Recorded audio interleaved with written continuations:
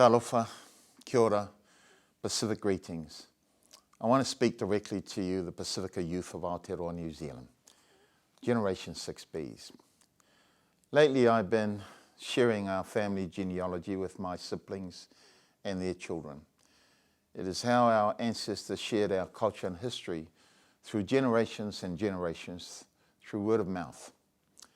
In my heart I feel the spirit of my forebears, listening to me and speaking to me in these troubled times. And now I want to speak to you as the young leaders of Pacific Aotearoa. I do not speak to you on behalf of the chiefs of Matai of Samoa, nor do I speak to you as the government of New Zealand. Governments will come and go, chiefly titles will be passed on to others, material things will wither, die and blow away. I want to speak to you directly from my own heart, directly to your heart, for we share a common beginning. Our common beginnings unite us. We are a people of the Moana Niwa Kiwa, the vast blue Pacific Ocean, which our ancestors sailed, discovered and settled way before the European explorers arrived. We share the warmth, love and alofa of our common ancestry. We are family. Whose family, you might ask?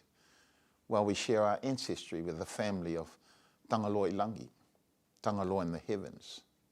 Whose warmth, love and alofa, you might ask? We share the warmth, love and alofa that gave birth to Maui, who fished up Aotearoa, the land of the long white cloud, this beautiful land that has brought us all together. There is a need for all of us, for each of you to come together.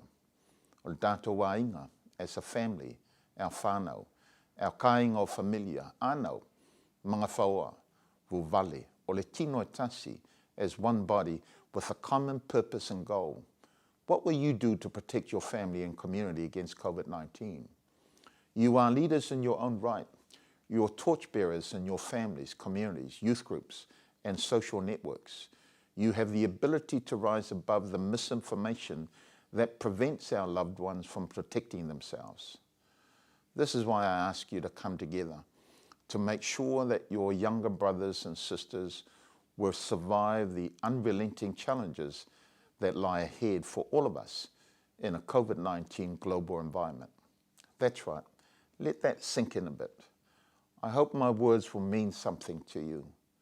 How will you and the ones you love the most survive in a future global environment where COVID-19 continues to make people sick, limit your freedom, and take away your aspirations? We need to come together for the sake of looking out for one another, especially our elders, the children, and those who are sick, disabled, and can't look after themselves. I ask that you come together to prepare yourselves and your loved ones now. How will you move about freely for work, for school, for sports, for leisure, or shopping, or even just to catch up with your friends and family? What about travel? How will you do it safely, especially when countries are saying no vaccine, no travel? How will you stop getting sick from COVID-19 Delta? How will you make sure you don't end up in hospital or end up being isolated in a quarantine facility away from your friends and family?